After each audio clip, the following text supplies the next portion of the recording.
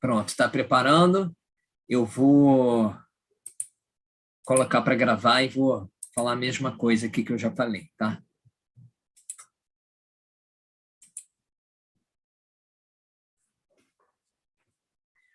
Bom, gente, boas.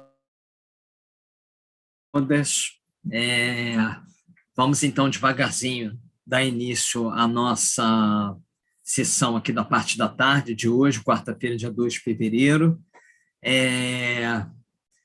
O mini-curso que vai ser apresentado agora é um mini-curso que representa uma parte do que a gente faz no Laboratório de Trombose e Câncer, que é coordenado por mim, Robson Monteiro.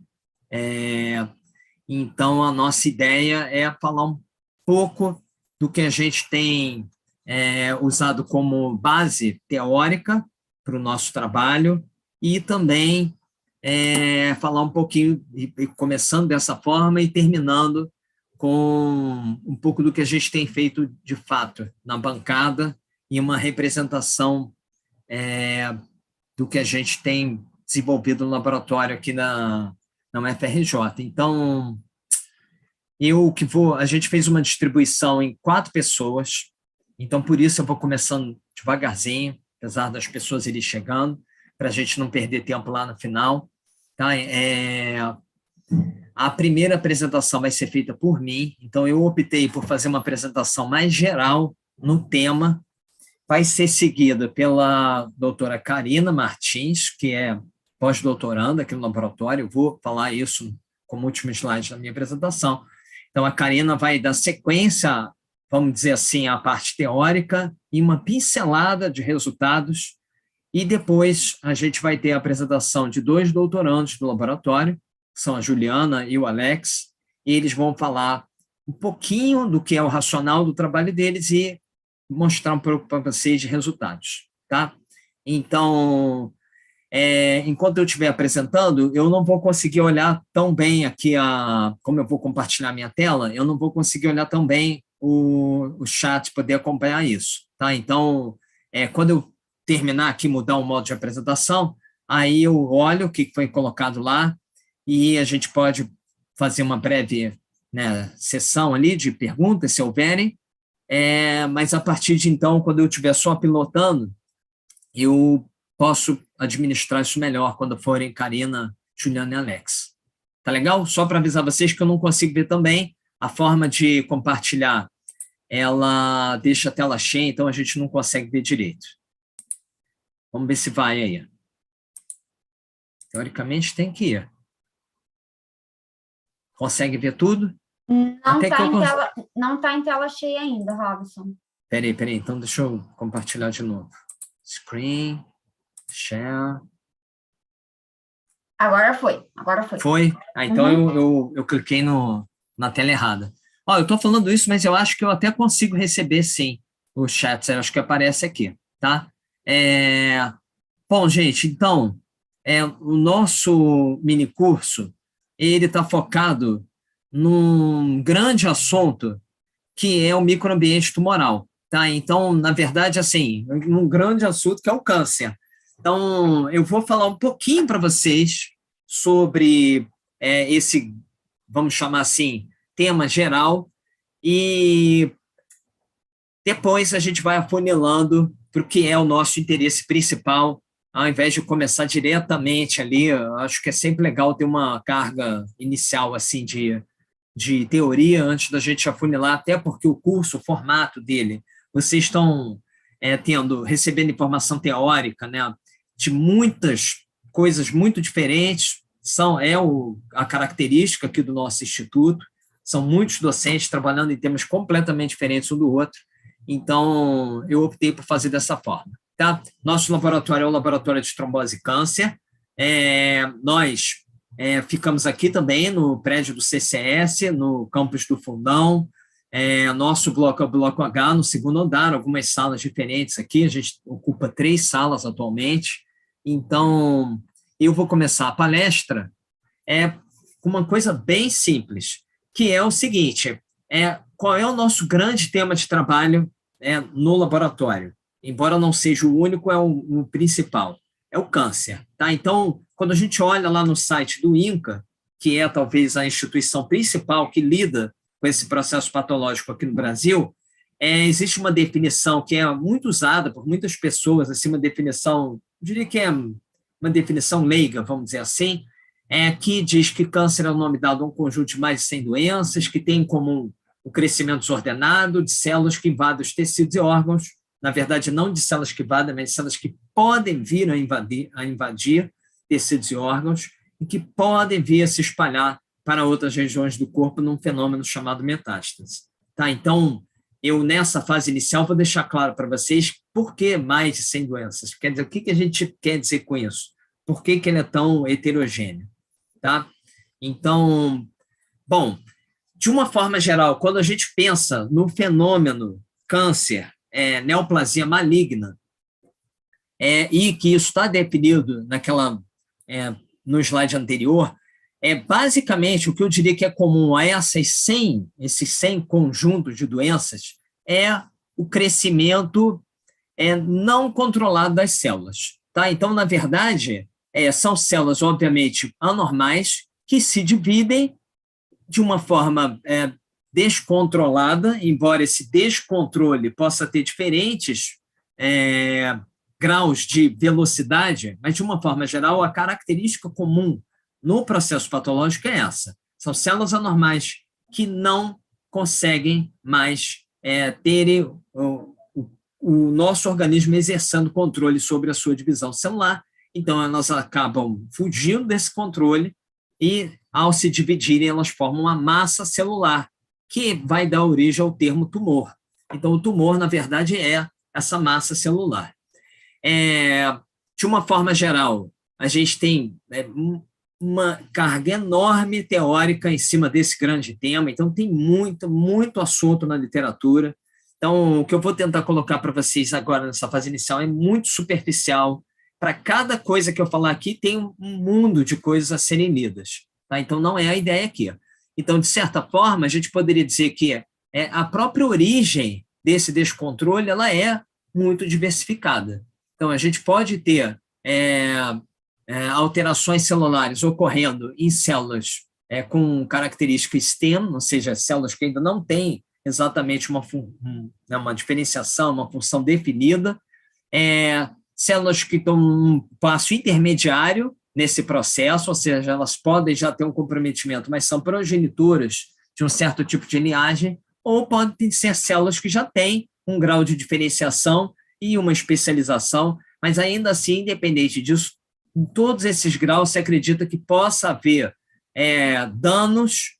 Aqui está falando de agentes químicos ou físicos, mas obviamente que não é só isso. Existem diferentes formas de causar esse tipo de lesão, mas uma vez causada a lesão e adquirida essa capacidade de se autocontrolar, que é o que acontece na célula neoplásica, ela passa a ter independência de uma série de fatores que o organismo deveria controlar, incluindo a divisão celular.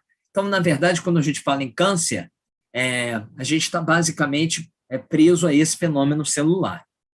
Bom, a importância, embora seja intuitiva, ela é óbvia. O câncer, hoje, juntamente com os distúrbios cardiovasculares, ocupam as duas principais causas de morte não natural no mundo. Então, basicamente, essa figurinha aqui que foi retirada do site dessa agência aqui, da International Agency for Research on Cancer, que é up-to-date, realmente foi ontem que eu tirei esse gráfico, ela mostra que a incidência da doença ela é global. Onde a gente vê um pouquinho mais fraco, que é onde se diz que a incidência é menor, a gente poderia ter dúvidas se a incidência é menor ou se o diagnóstico é menor. Então, basicamente, é um problema de saúde global. Então, a importância de se estudar isso é óbvia. Eu gosto de colocar essas características biológicas porque a gente consegue ter também um painel muito geral. Então, lendo aí, também retirado do site do INCA, então, um pouco simplificado, ele fala que os diferentes tipos de câncer correspondem aos vários tipos de células do corpo. Por exemplo, existem diversos tipos de câncer de pele, porque a pele é formada por mais de um tipo de célula. Se o câncer tem início em tecidos epiteliais, como pele ou mucosa, ele é um carcinoma. Se ele começa em tecidos conjuntivos, como osso, músculo ou cartilagem, ele é um sarcoma. Quer dizer, na verdade, qual é a informação que a gente deve tirar desse slide? Isso já explica para a gente por que o termo câncer / neoplasia maligna ele é aplicado ao que se chama de dezenas de entidades com comportamentos diferentes. Para cada tipo celular, nós teremos um tipo específico de neoplasia maligna. E para cada tipo de neoplasia maligna, como eu vou falar em seguida, a gente ainda consegue ramificar em diferentes formas de comportamento, embora seja a mesma célula no mesmo órgão. Okay? Então, isso explica por que a gente, quando fala o termo câncer ou neoplasia maligna, a gente está se referindo, na verdade, a uma miríade de processos patológicos que tem um nome em comum, mas tem um comportamento que varia de A a Z, de fato. E eu vou tentar mostrar um pouquinho disso para vocês aqui nessa apresentação. Tá? Então, bom, quando a gente fala dessa questão do sítio de ocorrência do câncer, a gente pode olhar essa figura, também retinada lá do site da IARC, e ela apresenta para a gente os locais mais prevalentes. Então, a gente vai ter... É claro que isso pode mudar um pouquinho de país para país, mas, assim, de uma forma geral, se a gente pega a informação mais recente, essa é de 2020, o que é estimado para ambos os sexos, e então, claro, que mama, mulheres, próstata, homens, cérvix uterino, mulheres, não importa. A gente tem um pouco de ordem trocada, dependendo do país, dependendo se a gente está colocando sexo feminino, sexo masculino, mas, de uma forma geral, os sítios aí apresentados são os principais, por serem os mais prevalentes. Mama, pulmão, câncer coloretal, próstata, estômago, fígado, vamos chamar assim de câncer ginecológico, de uma forma geral, outros tipos de câncer. Na verdade, então, a gente está falando de quase metade são os outros tipos, são um monte de outros tipos, tá? Sarcomas, sistema nervoso central, e por aí vai. Ok? Então, isso é só para contextualizar para vocês por que é tão diverso. Bom, quando a gente pensa na diversidade, na complexidade dos cânceres, dos tumores, a gente pode usar o câncer de mama como um exemplo, porque isso vai, na verdade, acontecer em basicamente todos os tipos de câncer, de quão complexo a gente pode conseguir classificar um tumor. Então, por exemplo, um câncer de mama, isso é um trabalho relativamente recente na escala de tempo da ciência, na literatura, que usou, por exemplo, técnicas de microarray para definir níveis de expressão de um monte de proteínas em amostras individuais de tumores, que são aqui as linhas, tá? Desculpa, as colunas. Então, as linhas representam um gene específico, as colunas poderiam representar um indivíduo específico. Tá? Então, a técnica basicamente tenta agrupar padrões de expressão, e isso é uma coisa que a gente viu na mama e tem visto em muitos outros tipos de câncer. O que acontece é que quando a gente usa, por exemplo, uma técnica como essa, e a gente começa a criar esses padrões de agrupamento por nível de expressão, a gente acaba criando grupos que se comportam de uma forma similar e, por exemplo, no câncer de mama, a gente consegue definir subtipos moleculares que são muito importantes quando a gente analisa, por exemplo, na figura que eu vou apresentar em seguida, a sobrevida dos pacientes.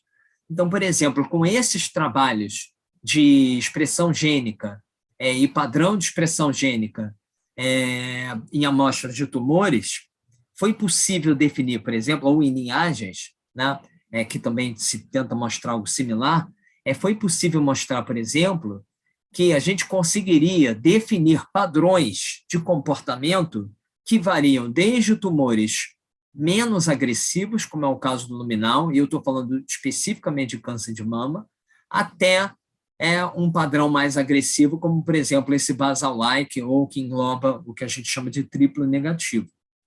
A importância disso na prática para os pacientes é essa aqui, ó. Quando a gente analisa, por exemplo, uma classificação molecular como essa e confronta isso com o tempo de sobrevida após o diagnóstico, a gente vai perceber que existem, por exemplo, tipos de câncer de mama que terão um padrão menos agressivo e, portanto, a maior parte das pacientes sobreviverá por mais tempo, ou será curada, terá maior chance de cura, ou teremos subtipos de câncer de mama em que a sobrevida vai ser considerada baixa e a probabilidade de cura vamos chamar, pequena ou praticamente não existe essa possibilidade. Aí a gente vai ter muitas outras implicações, a gente vai ter uma doença com curso mais agressivo, a gente vai ter disseminação das células tumorais com maior frequência, sobrevida menor, como está apresentado aqui.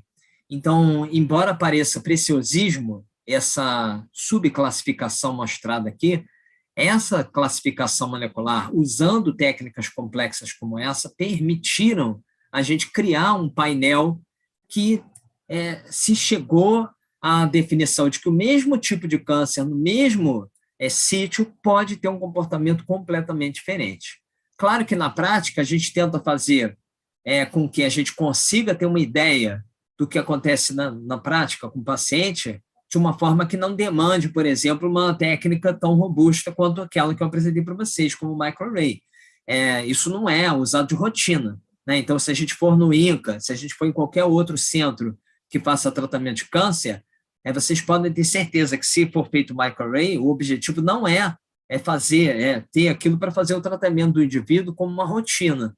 E, eventualmente, pode-se fazer isso como um braço de pesquisa, mas, na prática, inclusive esse painel com mínimo de biomarcadores nem sempre é cumprido. Então, por exemplo, na prática, esses subtipos de câncer de mama hoje, a gente tenta fazer definição para isso poder guiar para a gente, desde, por exemplo, saber se o prognóstico é ruim ou bom, né? Ou seja, essa paciente, ela terá, vamos dizer assim, a partir do diagnóstico, um histórico favorável ou desfavorável, até coisas práticas, como, por exemplo, que tipo de terapia eu vou utilizar nessa paciente de acordo com a classificação que eu consegui fazer por, eventualmente, técnicas muito robustas ou, eventualmente, técnicas mais simples que permitam a gente ter um painel mínimo, como, por exemplo, é o caso da imunohistoquímica, que é uma técnica que você consegue fazer em, vamos chamar assim, maior larga escala, quando eu falo em nível de pacientes, e a gente consegue ter um painel mínimo para dizer se aquele tumor é um tumor muito agressivo e que vai demandar uma terapia específica e que vai, infelizmente, ter um desfecho mais provavelmente desfavorável, ou se é um tipo de câncer de mama menos agressivo e que vai, felizmente, ocorrer na maior parte das vezes e que tem provavelmente um prognóstico melhor e um tratamento que vai ser bem distinto do tratamento que vai ser dado para o tumor mais agressivo. Tá? Então, eu estou falando para vocês, afunilando essa questão dos tipos de câncer. Se aplica só à mama? Não. Quando a gente começou a usar técnicas robustas, como essa do microarray, a gente começou a olhar a expressão gênica de um monte de coisas ao mesmo tempo, a gente conseguiu fazer subdivisão de tipos de câncer, como, por exemplo, nesse caso aqui, do glioblastoma. O glioblastoma, para vocês terem uma ideia, ele é um tipo de glioma, que é o glioma de grau 4, que é o mais agressivo e o que tem o menor,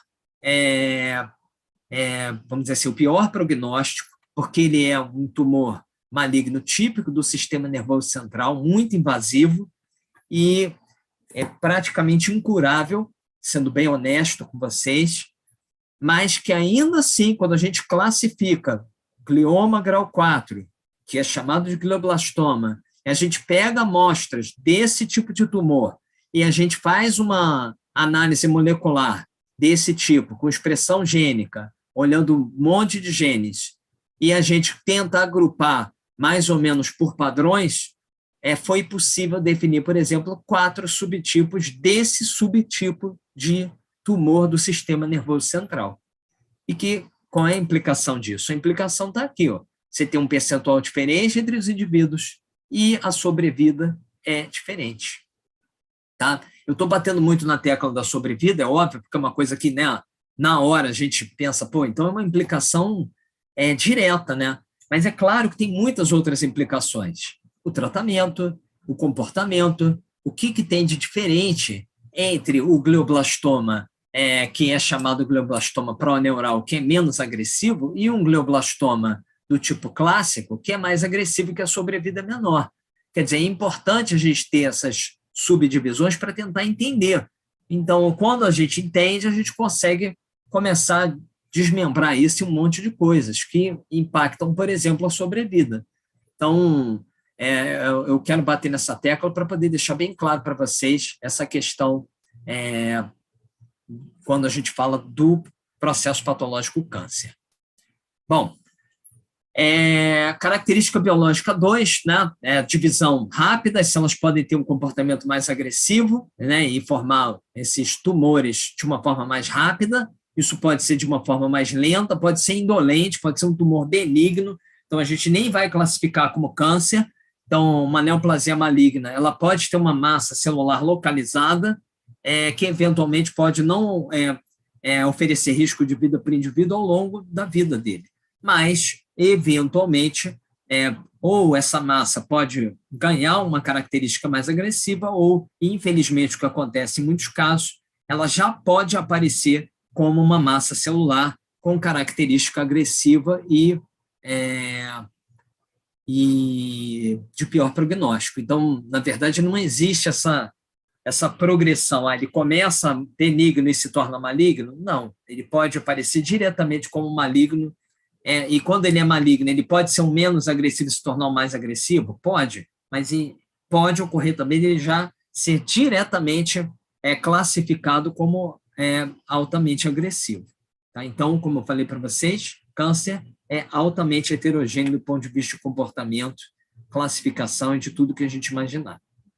Bom, aí entra a parte da aula que é importante para mim, para embasar para vocês o que a Karina, o Alex e a Juliana vão falar em seguida.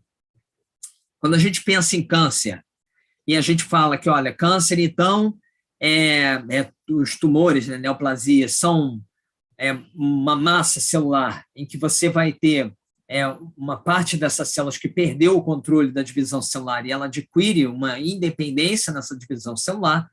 E, obviamente, quando a gente fala dessa forma para um leigo, a primeira coisa que vem à cabeça dele talvez seja isso aqui, ó. Então no tumor está cheio de célula tumoral. Né? Esse é um conceito que era um conceito também imaginado na ciência séculos atrás, décadas atrás. Mas hoje, a gente sabe muito bem, e como eu vou apresentar em seguida, isso não é exatamente uma novidade, que, na verdade, os tumores são tecidos complexos.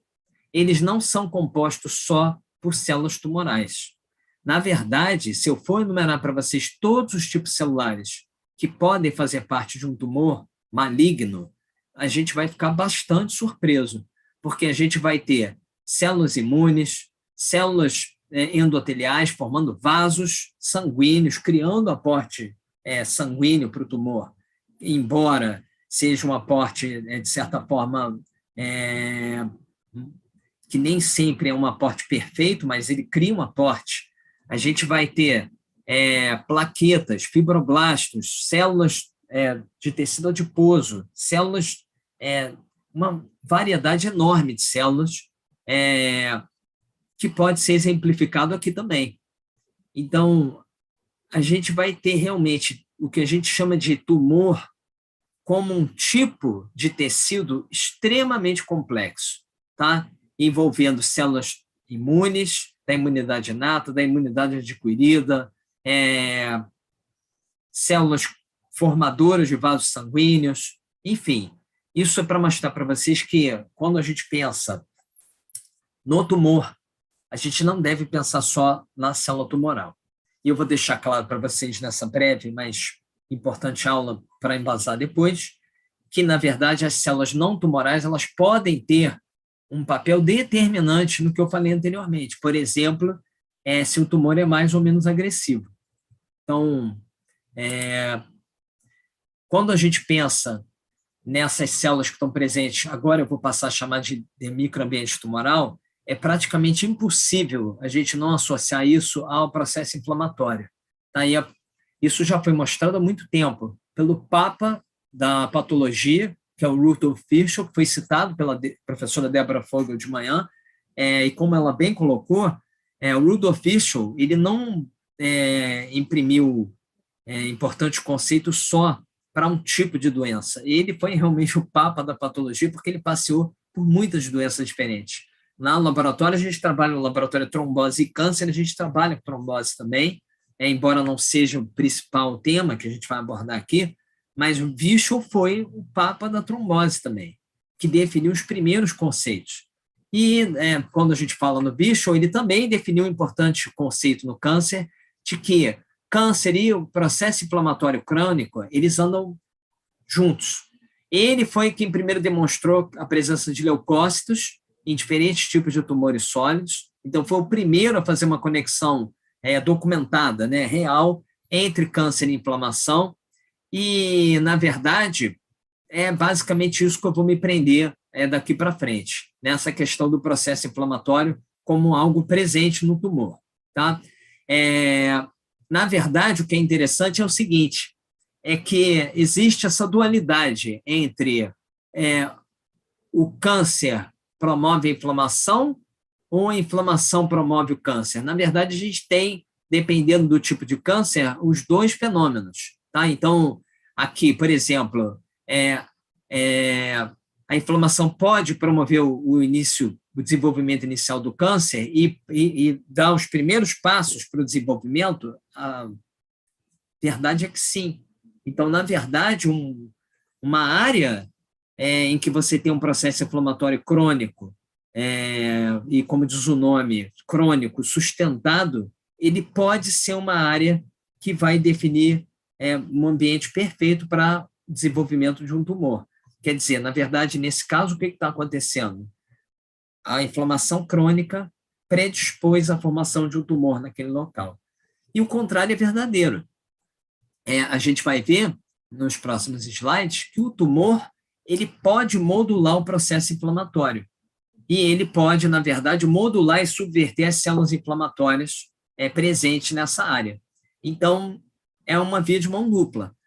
O câncer pode promover a inflamação e, eventualmente, a inflamação pode promover o câncer. Bom, mas aí entra a questão, né? Pô, legal, mas por quê que o câncer pode promover a inflamação? Parte da resposta está aqui, tá? Porque eu também gosto de colocar isso aqui, e eu tenho tido a felicidade de trabalhar com pessoas muito capacitadas, a gente tem oferecido um curso que eu vou comentar lá no final, em que a gente discute todos esses aspectos, mas o que acontece é que quando a gente pensa em inflamação, a gente precisa sair um pouco da questão do, então, mas inflamação é agente infeccioso. Não necessariamente, o patógeno, uma bactéria, um fungo, não necessariamente. A gente pode ter, sim, fatores derivados de patógenos que podem deflagrar processo inflamatório, mas a gente também tem moléculas que podem ser moléculas endógenas e que vão dar sinal de perigo, e não necessariamente de um agente estranho. Então, na verdade, eventualmente, a gente vai ter a formação e liberação dessas moléculas e elas vão iniciar o processo inflamatório numa certa área tecidual. Então, quando a gente pensa no câncer, na verdade, a gente pode estar tendo como um início daquela resposta inflamatória que pode deflagrar a formação de um tumor em função da presença de um patógeno, é possível, por exemplo, a Helicobacter pylori, a gente pode ter vírus como um fator causador dessa resposta por patógeno inicial. A gente tem alguns vírus que são muito associados à formação de alguns tipos de câncer, por exemplo, o vírus da hepatite, é possível. Mas a gente também pode ter meramente respostas teciduais. Por exemplo, uma injúria permanente num local. É uma doença autoimune.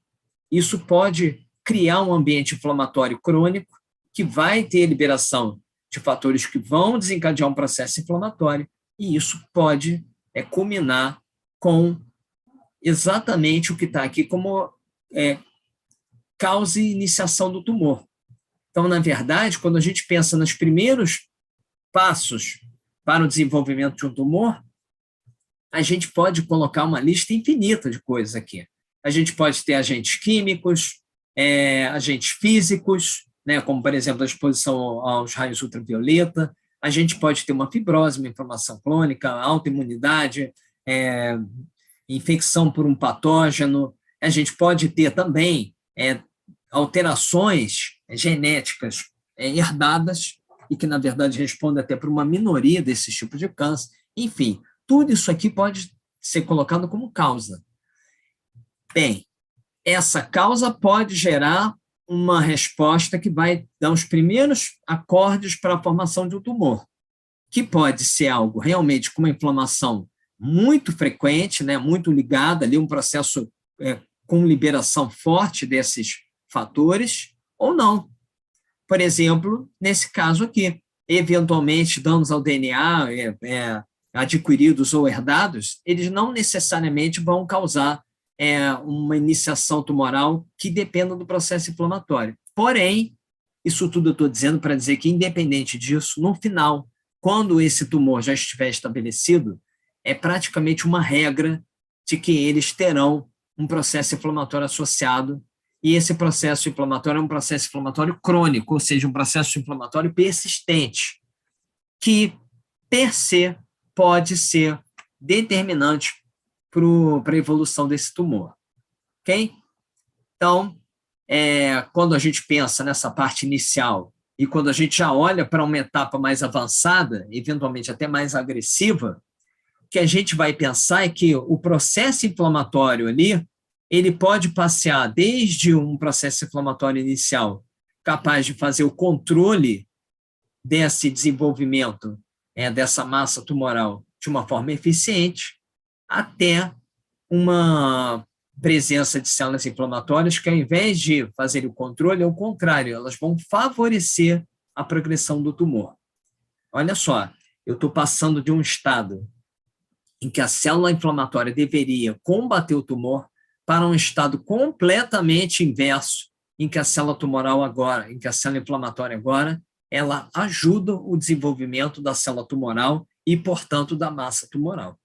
E a gente passa aqui por um meio, né, em que a gente tem esse equilíbrio, e é nesse equilíbrio que a gente define se a gente vai um pouco mais para cá ou um pouco mais para cá. Quer dizer, a gente vai evoluir para um tumor que vai evoluir de uma forma favorável ou desfavorável. Certo? Então, é com base nisso que eu vou apresentar os próximos slides para a gente poder entender que essas células que estão presentes aqui nesse balanço inflamatório, elas vão ser muito importantes para saber qual é o destino do nosso tumor, certo? Então, eu vou dar como exemplo o primeiro tipo celular, que é o macrófago, que talvez seja um dos tipos celulares mais estudados, e aí eu estou falando de tipo celular não tumoral, né? Tipo celular infiltrativo no tumor, provavelmente os macrófagos são os mais estudados, porque foram os primeiros a se descobrir que existisse balanço entre um macrófago com características claramente antitumorais e um macrófago com características claramente protumorais. Ou seja, o monócito que chega nessa massa e ele é convertido no macrófago, dependendo dos produtos que são oferecidos para ele, ele pode ter um balanço para se tornar um macrófago com o que a gente chama de característica M1, que tem uma modulação de respostas que são mais antitumorais e que, portanto, combatem o tumor. Ou eles podem ser submetidos a uma influência de fatores que podem convertê-lo num macrófago com um perfil que aí já vai ser chamado de perfil M2 e que vai ser um macrófago com uma característica que favorece a progressão tumoral. Vejam bem, gente, eu estou falando assim M1 M2, mas é óbvio que isso é muito mais complexo, tá? A gente tem, por exemplo, no caso dos macrófagos, uma série de diferentes macrófagos que podem auxiliar em um ou outro aspecto da progressão tumoral. Então, eles podem ser mais associados à disseminação, né, à metástase, que é o termo que se usa para quando a célula tumoral sai do sítio primário e ela é capaz de chegar em outro local do organismo. Ela pode ter uma característica de auxiliar na formação de novos vasos, que é um fenômeno chamado angiogênese, que é muito importante para a progressão tumoral. Ela pode ter uma característica imunossupressiva, ou seja, ela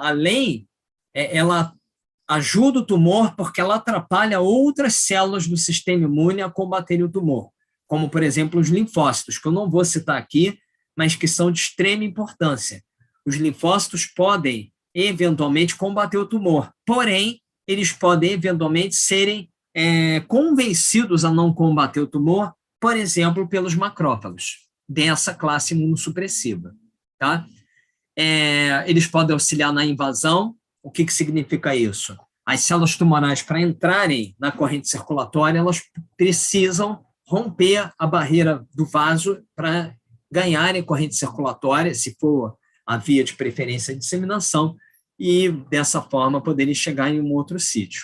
Okay? Então, isso tudo aí, só para contextualizar para vocês, que não é só a questão da célula, é a célula e como ela se comporta. Então, a gente vai ter uma série de marcadores superfícies que permitem, ou marcadores intracelulares, que permitem a gente fazer 1001 classificações do mesmo tipo de célula. Tá? Para não ficar preso só a célula do sistema imune, existe um outro exemplo, que é o caso dos fibroblastos. Os fibroblastos também podem fazer o que a gente chama de polarização, quer dizer, um termo que está tão em moda, né, atualmente, por causa da política, mas, na verdade, o que é a polarização? Ou ele é pró ou ele é antitumoral. Ele pode ser uma célula ou que não fede nem cheira, não combate o tumor, mas também não ajuda, ou ele pode ser uma célula que pode ser polarizada para ajudar no tumor. Então, por exemplo, o que a gente chama de Cancer Associated Fibroblasts, ou CAF, ele pode ter uma característica claramente auxiliar para o tumor, favorecer uma série de fenômenos que ajudam na progressão tumoral. E leiam, quando a gente fala favorece a progressão tumoral, é para gente ruim. Então, significa pior prognóstico, doença mais agressiva, etc, etc. Tá? Bom, e aí a gente entra no tipo celular, que é o tipo celular que é tema do nosso curso. Há alguns anos atrás, foi mostrado que, ou sugerido, vamos dizer assim, né, que os neutrófilos poderiam também polarizar, de uma forma muito similar ao que os macrófagos fazem. Eles poderiam se encaminhar. Isso foi feito por esse pesquisador, né? O Friedlander foi o primeiro autor desse trabalho muito importante, foi publicado alguns anos atrás nesse periódico, na Cancer Cell, que é um dos mais importantes na área, e o trabalho deles permitiu sugerir isso aqui, ó, que você poderia ter duas classes de neutrófilos. O neutrófilo N1, que é um neutrófilo que, depois que ele chega lá no microambiente tumoral, ele se polariza para ser um neutrófilo que combate o tumor e que pode permitir, por exemplo, citotoxicidade, rejeição do tumor, rejeição do tipo de eliminar as células tumorais, ajudar no combate imune por outros tipos celulares, ou ele pode acabar se polarizando para um neutrófilo do tipo N2, que já é um neutrófilo que seria um neutrófilo pró-tumoral, favorecendo o crescimento tumoral, invasão, metástase, angiogênese, né, que é a formação de novos vasos, imunossupressão, que seria atrapalhar outras células que deveriam combater o tumor, como, por exemplo, células NK, linfócitos. Okay? Então, mostrando que também esse tipo celular pode, eventualmente, sofrer esse fenômeno de se converter numa célula mais ou menos pró-tumoral. Quando a gente fala de neutrófilo e câncer, na verdade, isso é muito complexo, tá, gente? Tudo isso que eu estou falando para vocês tem graus de complexidade enormes na literatura. Então, por exemplo, hoje se propõe que o neutrófilo ele pode fazer um monte de coisa pró-tumoral. Agora, a gente olhando para o tumor, por exemplo, o neutrófilo ele pode chegar no pulmão ou em qualquer outro sítio que possa futuramente receber células tumorais e preparar o terreno para que as células tumorais, quando ganharem alguma via de disseminação, consigam se instalar nesse tecido. Isso é o que a gente chama de nicho pré-metastático, quer dizer, em outras palavras, antes da chegada da célula tumoral, isso já foi mostrado em alguns trabalhos, o neutrófilo ele pode aparecer lá e preparar o terreno para receber célula tumoral. Ou ele pode ajudar mesmo a célula tumoral a caminhar pela corrente circulatória. Ou ele pode prender a célula tumoral e favorecer o seu estabelecimento num tecido. Enfim, na verdade, o papel do neutrófilo na progressão tumoral ele é muito diversificado. A gente hoje, no curso, vai direcionar vocês para um desses possíveis papéis, tá? Que é através da formação das redes de neutrófilos, que a Karina vai falar em seguida. Tá bom? Então, só para finalizar, então, essa minha introdução, vamos chamar assim, da nossa parte, quando a gente analisa essas células do microambiente tumoral, a gente precisa ter em mente o seguinte: elas podem ter um papel pró ou antitumoral. Elas podem ser células que estão presentes ali para combater o tumor, mas elas também podem, eventualmente, se tornar células que favorecem o lado ruim da progressão tumoral, por exemplo, a disseminação, por exemplo, a proliferação do tumor primário. Que células? Várias dessas presentes no microambiente. O neutrófilo está incluído ali. O que a gente tenta estudar no laboratório é entender um dos pontos em que ele possa eventualmente favorecer isso. E, na verdade, isso aqui é muito complexo, porque uma célula dessa pode conversar com a outra, quer dizer, o neutrófilo ele pode conversar com o macrófago, pode conversar com o linfócito, pode conversar com a célula tumoral. O microambiente tumoral ele pode mudar ao longo da progressão do tumor. Então, na verdade, quando a gente olha essa figura aqui, o microambiente presente aqui é diferente do microambiente presente aqui, que é diferente do microambiente presente aqui. Quer dizer, a proporção de células de cada tipo pode mudar, o comportamento dessas células pode mudar.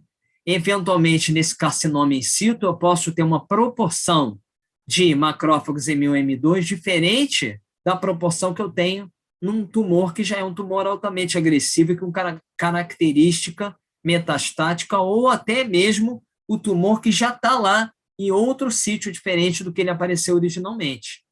Idem para a proporção de CAFs, para a proporção de neutrófilos, ok? E por aí vai. Então, na verdade, quando a gente olha uma figura como essa aqui, a gente precisa entender que a complexidade é enorme. São muito mais células do que são apresentadas aqui, são muito mais fenômenos do que são apresentados aqui. O que a gente vai conversar com vocês é uma ponta de iceberg, tá bom? Então, a gente vai partir então para as próximas apresentações, acho que nessa ordem, tá? A Karina Martins Cardoso, ela fez mestrado e doutorado em Química Biológica, sendo que o doutorado ela fez sob a minha supervisão. Hoje ela é pós-doutoranda na FAPERJ.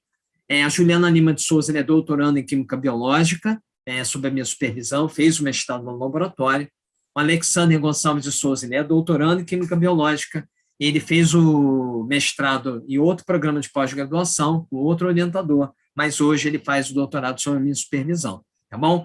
Então, basicamente, era isso que eu tinha para apresentar para vocês, para a gente poder passear aí nos próximos temas sem imaginar assim bem, mas da onde caiu o neutrófilo, a NET, o que é isso? O que esse cara está falando? O que essas pessoas estão falando?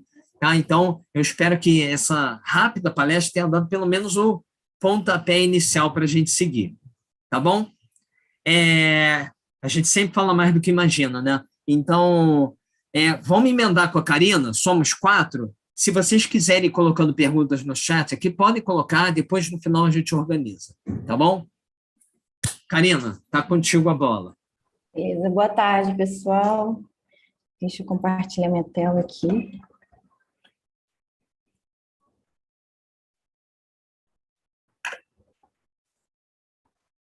Tá dando para ver direitinho? Não vi?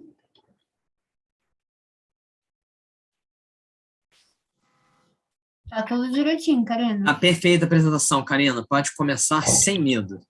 Ok. Gente, boa tarde. Bom, como o Robson já me apresentou, me chamo Karina. Eu estou como pós-doc no laboratório, dando continuidade a essa linha de pesquisa, que foi a mesma que eu trabalhei no doutorado, né, onde eu defendi minha tese. Acho que eu já estou no laboratório há uns 5 anos trabalhando com isso. E eu quero apresentar um pouquinho desse universo para vocês, do papel das redes extracelulares de neutrófilos na progressão tumoral.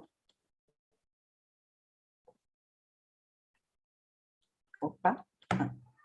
Então, como o Robson falou, o microambiente tumoral é extremamente complexo, diverso, heterogêneo, com a presença de inúmeros tipos celulares.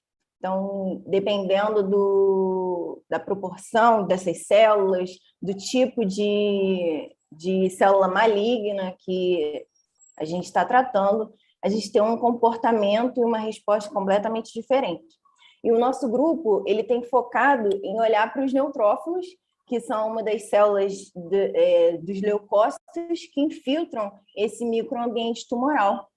E pode agir de formas diversas de acordo com a secreção, os estímulos gerados nesse microambiente. Então, várias respostas, a resposta dos neutrófilos vai se dar em relação a esses estímulos gerados nesse ambiente e a interação com as demais células também contidas nesse microambiente. Então, dependendo desse estímulo, como o Robson falou, você pode ter uma polarização desses neutrófilos, podendo ter uma reação tanto antitumoral como pró-tumoral. Então, na literatura, há esse papel dúbio dos neutrófilos, mostrando em alguns casos, em alguns tipos de tumor, a participação dos neutrófilos pode ter uma ação antitumoral, e em outros casos, pró-tumoral.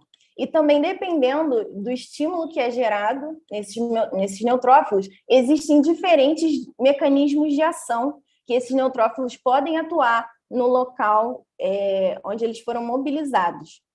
Então, uma forma dessas é a própria fagocitose, que esses neutrófilos podem fazer, ou a degranulação, onde ele possui várias proteases que podem atuar como agentes citotóxicos sobre o local do dano, da lesão, onde ele foi mobilizado, e a formação das NETs, que nós chamamos de redes extracelulares de neutrófilos, que também podem realizar uma ação nesse microambiente. E o que são as redes extracelulares de neutrófilos, né? Nós carinhosamente chamamos de NET, devido ao nome em inglês, né, Neutrophil Extracellular Traps. Esse trabalho, ele apresentou essas redes e essas estruturas em 2004, é um trabalho bastante impactante, que fez total diferença nos estudos atuais para a gente, onde ele mostra aqui, na capa da revista que foi publicada na Science, ele mostra essas estruturas, que são chamadas de armadilhas, né? Capazes de sequestrar e englobar esses micro-organismos, que são, nesse caso aqui, os Staphylococcus aureus. Então, a primeira vez que as NETs foram descritas, elas foram descritas para ter, como se tivesse uma ação microbicida sobre o local onde os neutrófilos foram mobilizados. E ele também observou nesse mesmo trabalho, interagindo com diferentes espécies de bactérias, você consegue observar o sequestro e a captura desses micro-organismos, diferentes micro-organismos presos nessas estruturas de NETs. E o que tem nessas NETs? As NETs, elas basicamente são compostas por uma rede de DNA nuclear, e outras proteínas que podem vir decorando, grudadas nessas NETs, como a elastase, que ela é uma proteína do grânulo azorofílico do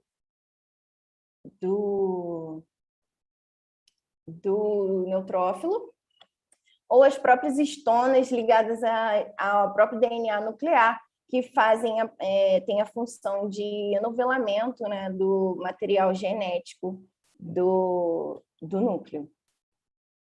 Então, hoje em dia, a gente já sabe que existe um núcleo de proteínas também que podem estar associadas a essas redes, um material de DNA de dupla fita ligada a diferentes proteínas e com ações enzimáticas, como a metaloproteinase, mieloperoxidase, catepsina G e até outras diferentes histonas associadas.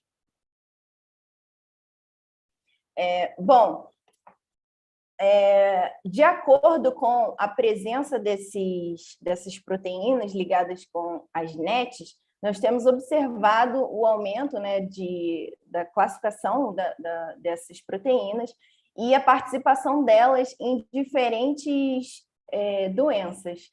Como o Robson falou, é até interessante a gente falar que quando a gente pensa em inflamação ou uma atuação, né, das células inflamatórias, a gente pensa em infecções, e nesse caso, não necessariamente você precisa de um padrão molecular associado a patógeno para ativar uma célula imunológica, mas também padrões de dano, associados a danos no organismo. Então, essas NETs e essas proteínas decoradas, elas podem atuar em diferentes doenças, como doenças autoimunes, trombose, fibrose e mesmo câncer. Só que isso aqui é uma lista muito pequena de tanta coisa que as NETs elas podem estar envolvidas.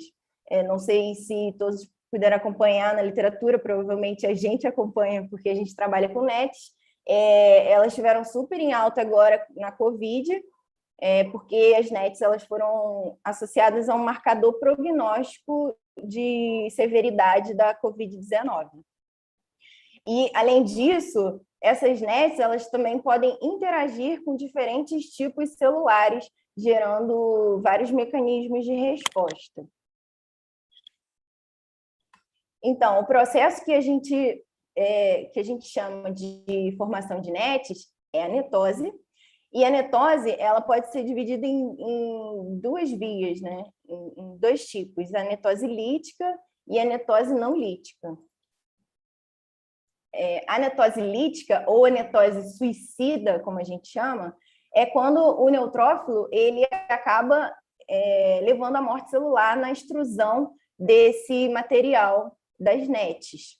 Então, dependendo do tipo de estímulo que você tem, uma netose lítica, você tem a capacidade de ativar proteína quinase C, ativar a NADPH oxidase, levando ao aumento de espécie reativa de oxigênio. A espécie reativa de oxigênio também pode levar a um fluxo de cálcio maior, ativando diferentes proteinases no neutrófilo. Uma dessas ativações, ela se dá na proteína chamada peptídeo arginina deaminase, que a gente chama de PAD4. Essa proteína, ela quando ativada, ela é capaz de trocar no resíduo da histona, daquelas proteínas que eu falei que novelam o DNA, ela troca uma arginina por uma citrulina. E aí as histonas, elas passam a ser histonas citroniladas. E aí ela afrouxa esse novelamento, facilitando o desempacotamento do DNA nuclear, facilitando também na extrusão do DNA para o meio extracelular. E juntamente com essa proteína, outras proteínas dos grânulos azurofílicos, como a elastase neutrofílica e a mieloperoxidase, são também recrutadas, mobilizadas para degradar a membrana nuclear, a membrana extracelular, facilitando também a extrusão desse material para o meio extracelular. No entanto, outros mecanismos também de ativação podem levar à netose não lítica, ou seja, uma netose vital, que mesmo ela gerando uma liberação dessas redes extracelulares, a célula ainda permanece viva, capaz de realizar funções no local onde ela foi mobilizada.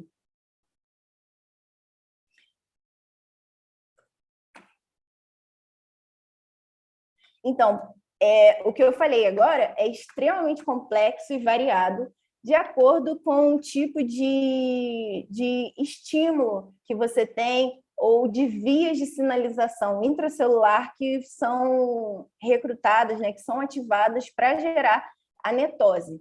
Então, hoje em dia, na literatura, a gente vai encontrar uma vasta lista de estímulos que vão levar à netose, podendo ser citocinas, estímulos químicos, como, por exemplo, o próprio PMA, que não é algo encontrado na natureza, né? Não é natural, é um composto artificial, que é um composto de ativação clássica de netose lítica que a gente utiliza muito nos nossos experimentos. Então, fumaça, metabólitos também secretados no organismo, e até estimulações físicas, como, por exemplo, estresse cirúrgico, pode levar ao aumento de formação de NET no organismo. Então, aqui eu até coloquei um videozinho para vocês verem como que a netose ocorre, a netose lítica, liberando esse material extracelular. Então, quando a gente está no laboratório fazendo experimentos, a gente gera esse estímulo no neutrófilo e a gente observa que a membrana da neutrófilo fica completamente danificada quando a gente tem uma netose lítica. Bom, então, fazendo um link das NETs com o câncer. Então, em 2004, né, foi a primeira vez que as NETs foram descritas como um mecanismo de ação microbicida, e em 2013 começaram, né, nessa época, começaram a aparecer trabalhos mostrando as NETs presentes em materiais histopatológicos de pacientes com câncer. Então, os neutrófilos, né, como nós falamos anteriormente, no microambiente tumoral, eles são presentes, eles infiltram essa massa tumoral, e essas NETs, elas aparecem principalmente em pacientes que apresentam metástase tumoral. Em contrapartida, pacientes que não têm metástase também comumente não apresentam essas NETs. Então, de acordo com a literatura, nós temos visto que, dependendo do tipo tumoral que é formado, estímulos vêm recrutando esses neutrófilos, mobilizam esses neutrófilos, levando ao recrutamento para o microambiente tumoral, infiltrando essa massa, e mais estímulos gerados nesse microambiente são capazes de ativar a netose, liberando as NETs nesse microambiente e atuando como um papel de progressão tumoral em diversas etapas do tumor. Então, a partir de agora, eu vou tentar dar uma pincelada em cada uma, pelo menos em algumas etapas dessa, mas lembrando que isso é um universo de estudo, né? Então, como a gente viu nos slides anteriores, as NETs elas são capazes de sequestrar e englobar os micro-organismos, né, as bactérias, também fungos, plaquetas, e nesse caso nós estamos observando aqui células tumorais sequestradas por essas redes extracelulares de neutrófilos. Então, começou-se a se perguntar se existia alguma interação entre as células tumorais e as redes extracelulares de neutrófilo. Porque antes, quando a gente olha para as bactérias ou protozoários, elas têm uma ação microbicida, né? Uma ação citotóxica. E com as células tumorais? Então, um trabalho na mesma época mostrou que em um modelo que foi utilizado, um modelo murino, onde se gerou uma inflamação sistêmica através de uma pulsão no cepo desses animais, gerando essa inflamação. Depois, uma injeção de células de câncer de cólon retal, foi realizada, e esses focos de metástase eles foram quantificados 2 semanas depois. Então, animais que sofreram esse estresse, né, cirúrgico com essa inflamação sistêmica, você observa um aumento absurdo de focos metastáticos no fígado destes animais.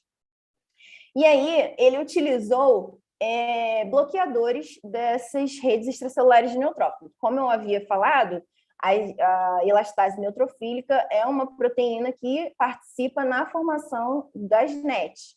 Então, e a DNase, ela é uma proteína que até já é utilizada na clínica em casos de fibrose cística, e ela quebra esse material de DNA. Então, como eu havia dito, as NETs elas são basicamente formadas, né, grande parte, por material de DNA nuclear. Então, a DNase ela tem essa função de quebra. Então, quando ele administra esses bloqueadores nesses animais que sofreram essa inflamação sistêmica, ele vê a redução nítida desses focos de metástase. Então, daí se passou a observar que as NETs elas têm uma capacidade de facilitar a metástase no modelo murino. Olhando para o tumor primário, esse trabalho, ele mostrou, através de um modelo de câncer de colo retal, ele utiliza camundongos que são nocauteados para PAD4. Essa enzima, ela é uma enzima que participa da formação da netose. Então, quando você tem um animal não expressando essa enzima, então você tem uma redução da formação de NET. Então, nesses animais que foram injetados, que células de câncer de colo retal foram injetadas, durante a progressão do tempo, você observa um volume maior do tumor, da massa tumoral, e nesses pacientes que são nocaute para PAD4, você vê uma redução no tamanho desse tumor. Então, podendo inferir de forma indireta que as NETs elas têm essa habilidade de promover o crescimento do tumor primário, por conta desse animal ter menos produção de NET. No nosso laboratório, a gente desenvolveu um trabalho também, a gente fez um trabalho que contribuiu também para olhar para o papel das NETs sobre o câncer de mama. Então, nesse trabalho, a gente viu que as NETs elas são capazes de promover um fenótipo pró-metastático em células de câncer de mama, carcinoma mamário, através de um processo chamado transição epitélio-mesenquimal. Então, o que é esse processo? Como o Robson falou, o câncer é uma doença capaz de ser disseminada pelo organismo. E uma das causas pode ser por esse processo de transição epitélio-mesenquimal, que a gente chama de EMT.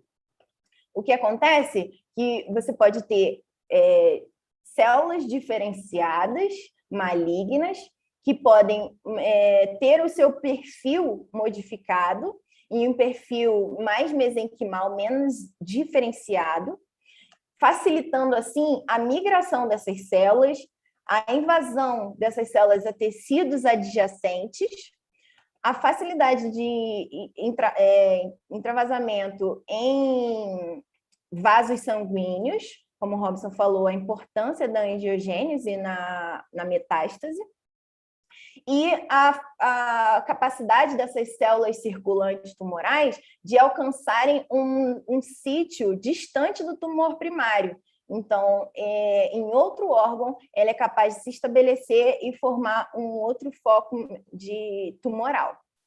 Então, nesse processo, a gente observa que a célula muda o seu comportamento e muda a sua morfologia. Além disso, ela também ela é regulada por diferentes fatores transcricionais. São famílias de fatores transcricionais que vão levar à expressão ou à downregulação de marcadores. Então, essas famílias de fatores transcricionais, SLUG, SNAIL, ZEB, TWIST, quando ativados ou aumenta a expressão, elas passam a reprimir a expressão de marcadores epiteliais, como, por exemplo, a E-caderina, e aumentar a expressão de marcadores mesenquimais, como um exemplo da N-caderina. Além disso, modificando, assim, a sua morfologia.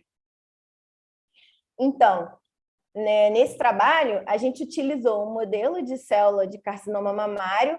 Esse modelo ele é uma linhagem que é menos agressiva, mais diferenciada, lembrando do que o Robson falou anteriormente, que ela tende a ter um bom prognóstico e menos potencial metastático, e ela apresenta esse formato mais hexagonal, formando ilhotas, mais parecido com o tecido mamário.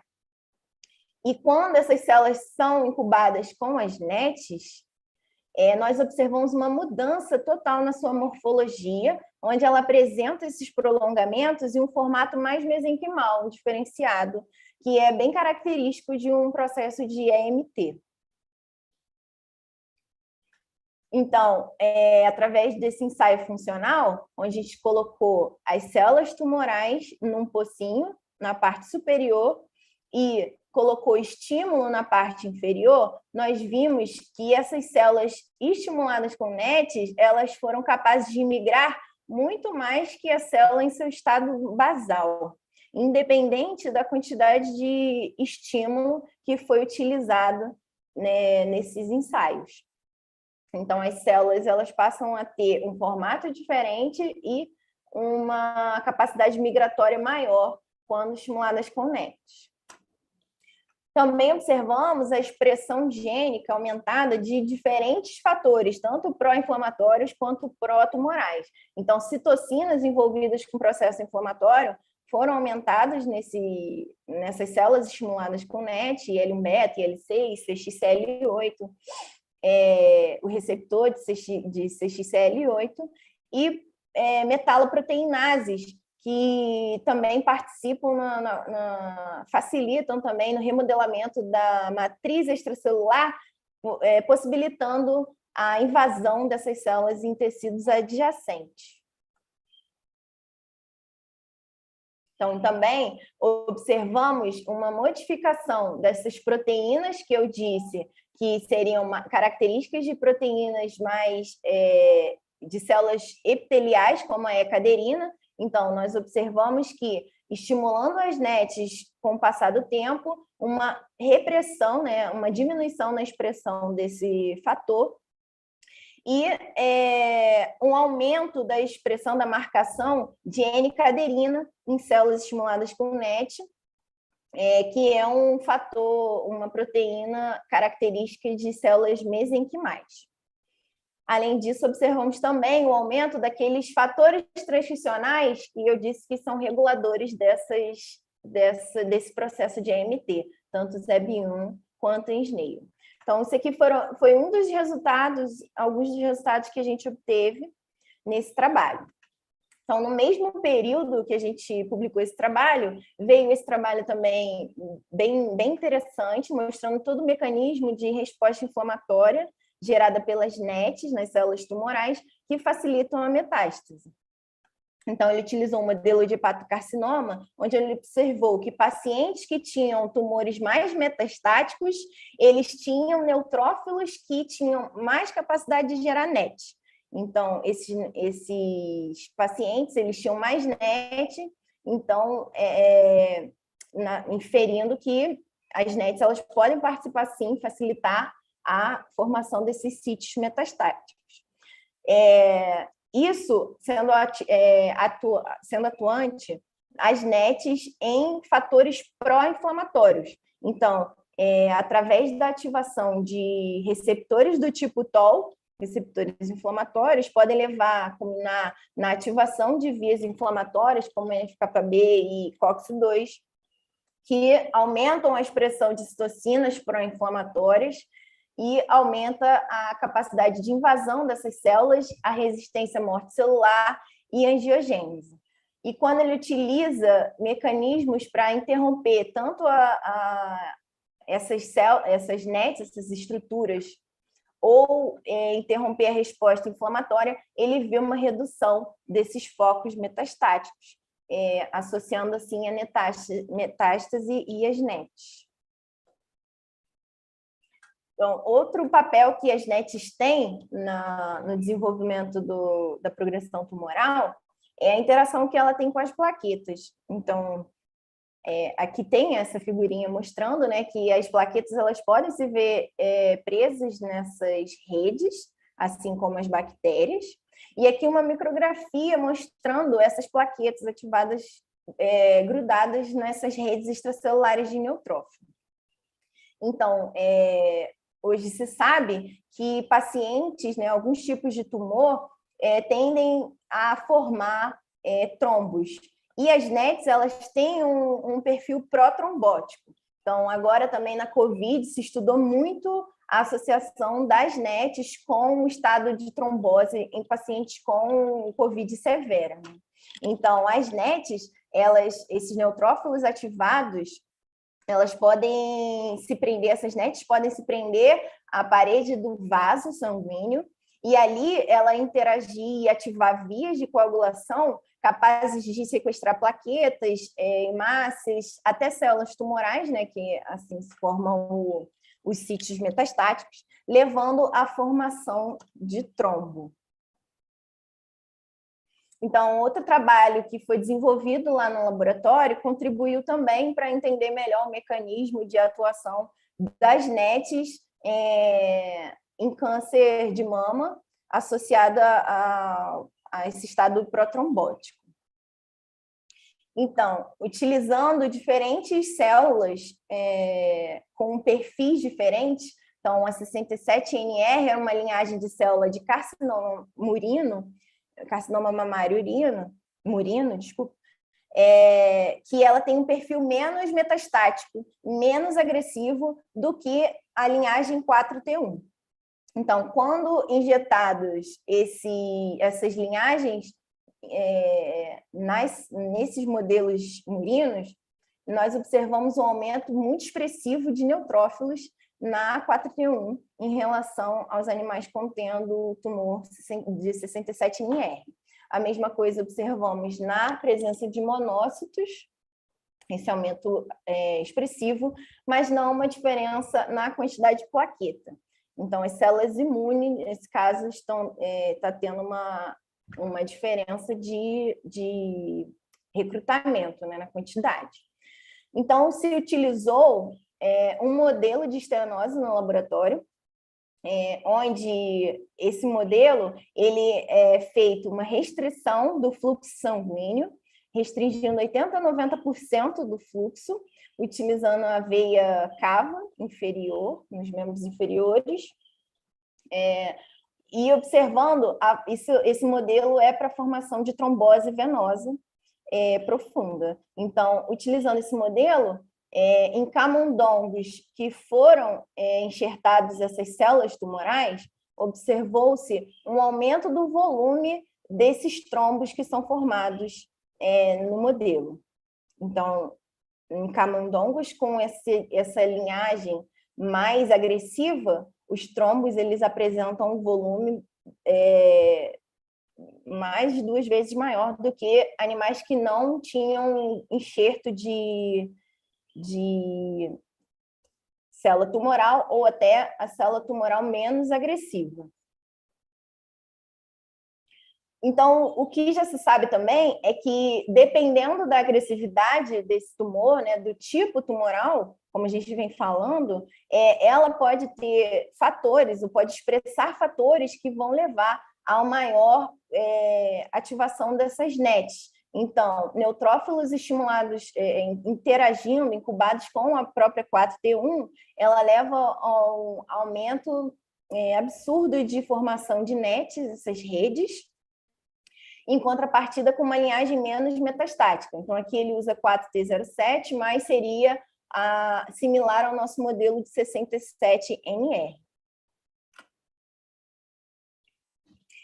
Então, para associar as NETs e a trombose, nós utilizamos bloqueadores da formação de NET, dessas redes extracelulares, ou bloqueador da própria rede, destruir a rede de DNA. E aí, o que se observou é que nesses animais que tinham o enxerto de células tumorais, quando bloqueado esses formadores de NET ou bloqueadores de NET, se vê uma redução na formação desses trombos ou até na diminuição significativa do tamanho desses trombos formados. Então, assim, a gente pode inferir que nesse modelo estudado, as NETs ela tem uma participação na trombose gerada aumentada pelo tumor mamário. Com isso, pode-se inferir, né, esse projeto ele pode inferir que de alguns tipos de tumor ele é capaz de liberar e secretar estímulos que vão gerar um recrutamento maior desses neutrófilos. Então, essa IL-1-beta leva ao aumento de GCSF, que é um fator de estímulo de colônias granulocíticas. Esse fator ele é capaz de recrutar, de mobilizar neutrófilos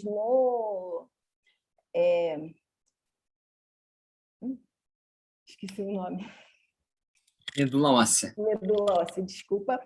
Da medula óssea, levando ao aumento de neutrófilos na circulação sanguínea e, consequentemente, aumentando a quantidade de NET, dessas estruturas circulantes, que participam tanto da formação do trombo, tanto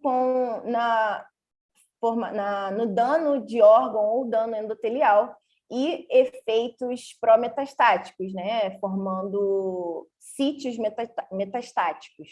Então, esse modelo aqui foi uma contribuição do trabalho do nosso laboratório. Bom, então, com isso, eu quero encerrar dizendo a vocês que o mundo das NETs é um mundo extremamente complexo e vem sido estudado, né? Claramente, as NETs elas participam de diferentes etapas da progressão tumoral e diferentes formas de atuação e mecanismos de ativação dessas células tumorais. Então, conforme eu disse, ela tem essas proteínas decoradas na rede de DNA, e essas proteínas até podem variar dependendo do estímulo que gere essas redes. Então, dependendo do componente dessas NETs, você pode ativar diferentes vias ser reconhecido por diferentes receptores, ativando diferentes vias de sinalização intracelular, levando à expressão, à transcrição de fatores pró-tumorais e pró-inflamatórios que vão fazer uma retroalimentação desse perfil. Então, a ideia atual é buscar alvos terapêuticos, né? Alvos para destruir ou interromper esse ciclo gerado pelas NETs e a progressão tumoral. Bom, é aqui que eu paro com minha contribuição. Se alguém tiver alguma pergunta rápida para deixar aí no chat. Isso. Ou senão a gente já segue com Juliana, né? Jus, primeiro? É Ju Alex ou Alex Ju? Posso primeiro. Então vamos. Deixa então eu compartilhar aqui minha tela.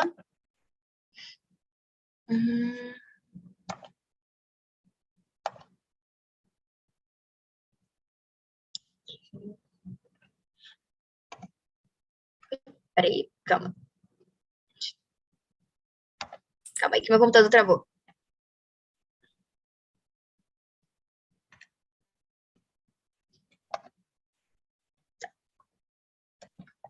Tá passando, gente? Sim, deu super certo.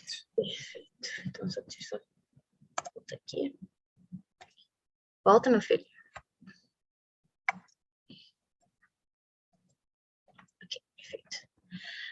Boa tarde a todos, né? Como o Robson já falou, eu sou doutoranda dele. Eu entrei no doutorado no primeiro semestre do ano passado, então esse meu projeto aqui tem em torno de 1 ano sendo desenvolvido, um pouquinho mais. Tá? E vou falar um pouquinho para vocês sobre como a gente tem observado um efeito das NETs sobre as células tumorais, em específico no câncer de mama, e a gente está vendo que, aparentemente, elas conferem um perfil anti-apoptótico a essas células tumorais. Passa, por favor.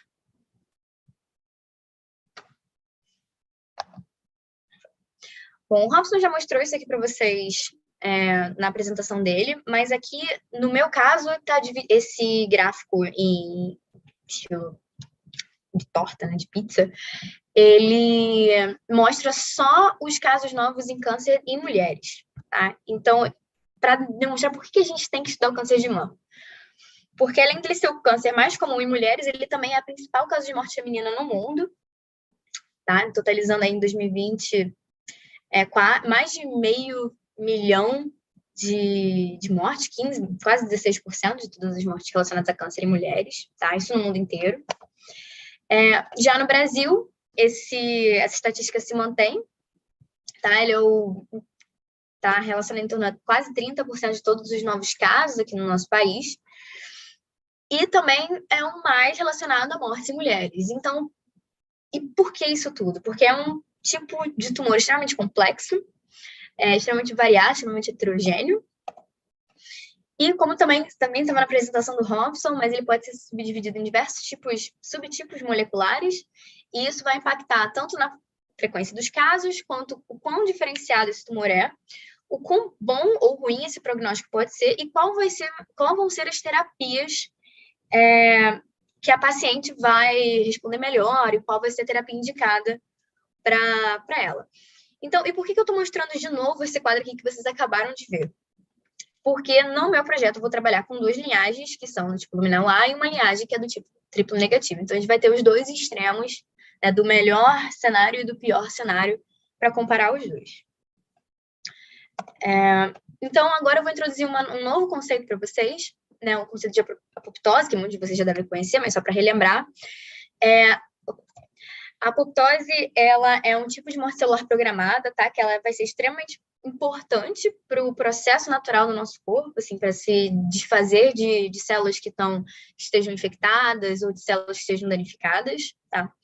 Ela pode receber o start tanto pela via extrínseca, então por estímulos externos, tá? Quanto pela via intrínseca, que vai ser iniciada após algum estímulo, como danos ao DNA, estresse oxidativo, luz ultravioleta e, o que interessa para a gente, tratamentos radioquimioterápicos. Então, existem muitos tratamentos quimioterapêuticos que vão focar na indução da apoptose, especialmente aqui pela via intrínseca. Então por que eu estou falando de apoptose? Estou falando de câncer de mama, dificuldade em tratamento? Porque o que costuma acontecer? Por que a gente tem tantas mortes por não só câncer de mama, mas diversos tipos de câncer mundialmente? Porque você começa o tratamento e mesmo um tratamento em que o paciente começa respondendo bem, pode chegar algum momento que ele vai desenvolver o que a gente chama de resistência.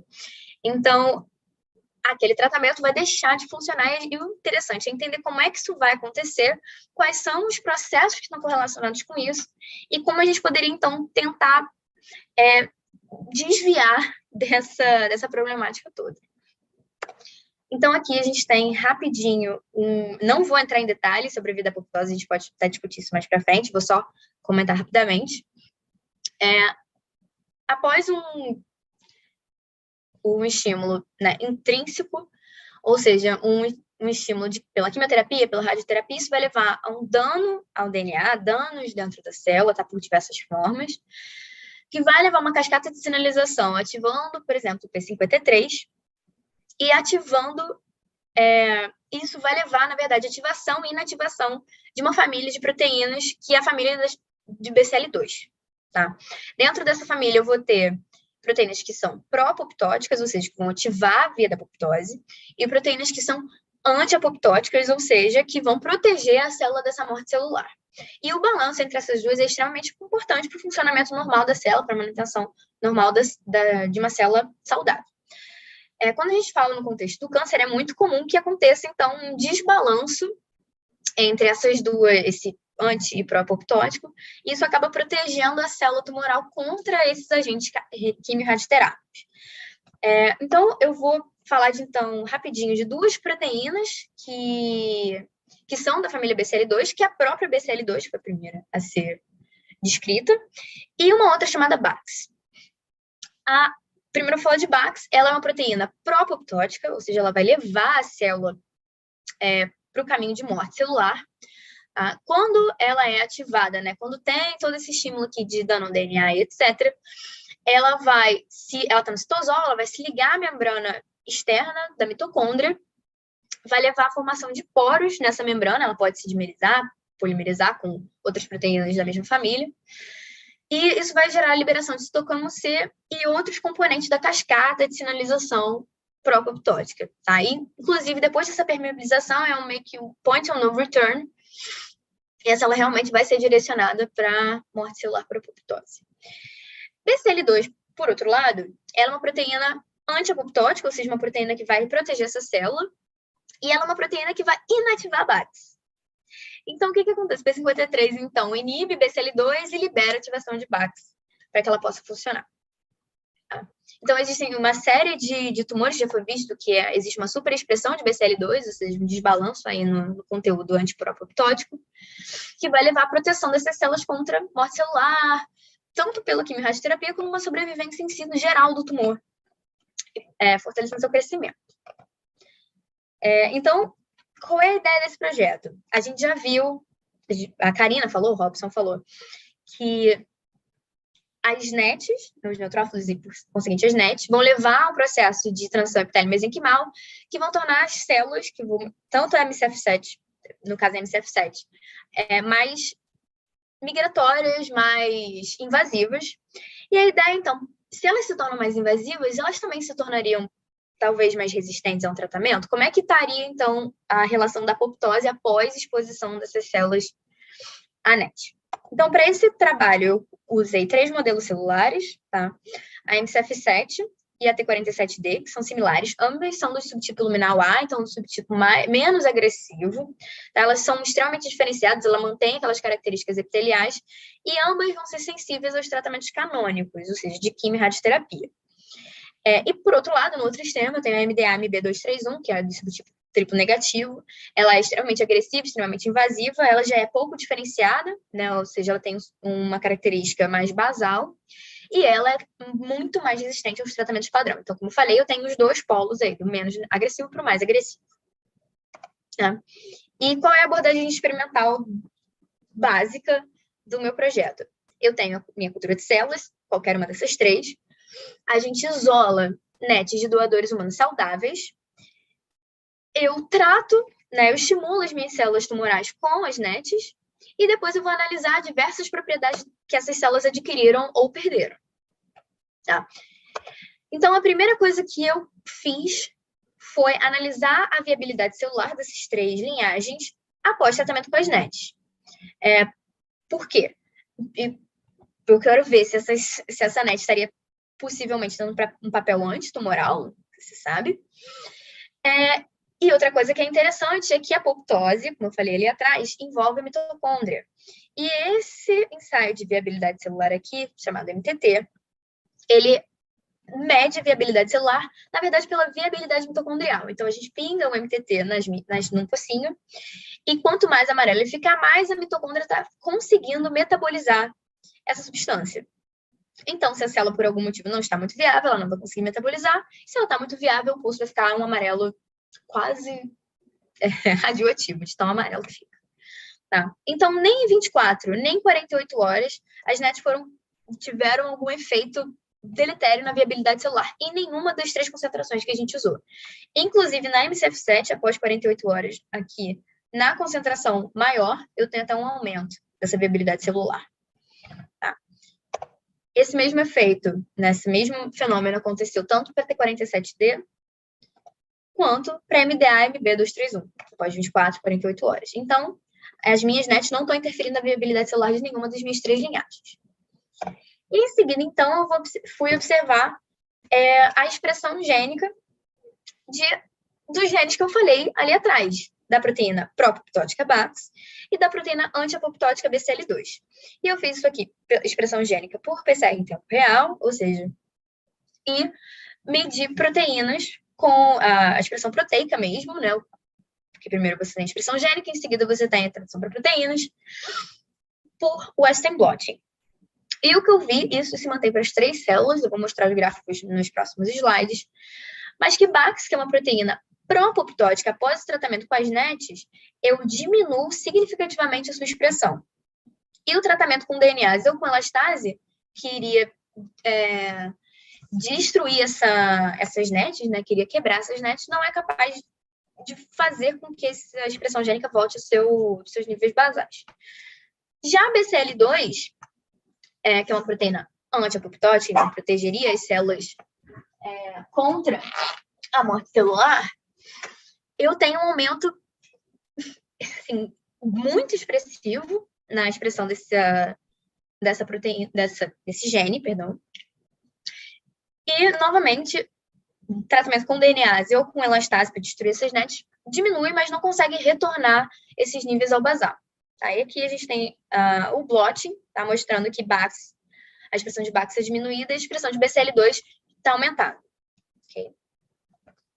Então, aqui eu tenho a mesma coisa para T47D, tá? Tanto a diminuição caindo aí pela metade de BAX, quanto o aumento da expressão de BCL2. Num nível um pouco menor, mas também continua aumentando muito significativamente. Isso também é de forma interessante, eu não esperava, talvez, que fosse ter um efeito tão pronunciado na MDA, porque ela já é uma célula bem agressiva, mas até mesmo na MDA, após o tratamento com as NETs, eu tenho esse exato mesmo efeito. Eu tenho a diminuição de BAX e um aumento expressivo de BCL2. Tá? Uma curiosidade que a gente já tinha no laboratório há algum tempo seria quanto tempo, então, estaria durando essa mudança, tanto morfológica quanto essa mudança na expressão gênica. Então, o que eu fiz? Eu tratei as células, a MCF7 e a MDA, com as NETs por 24 horas. Após 24 horas, eu fotografei as minhas garrafas e mantive a cultura a longo prazo. Eu mantive essa cultura por em torno de 2 semanas e eu fui observando a cada 2 vezes na semana como é que estava a morfologia. Não está incrível essas fotos, porque isso aqui era um experimento piloto, mas acreditem em mim quando eu digo que após 7 dias, as células, especialmente a MCF7, elas ainda mantinham essas mudanças morfológicas, tá? Mas não era tão expressivo quanto exatamente 24 horas após. O mesmo acontece para a MDA, que apesar de já ter um perfil mais basal, mais mesenquimal, ela acaba soltando mais facilmente da garrafa, então ela realmente consegue se descolar com mais facilidade, e ela também perde essa característica, que é uma característica de uma célula mais indiferenciada. Após 14 dias, olhando o microscópio, as células voltam à cara que elas tinham, né, a morfologia que elas tinham no início. Tá?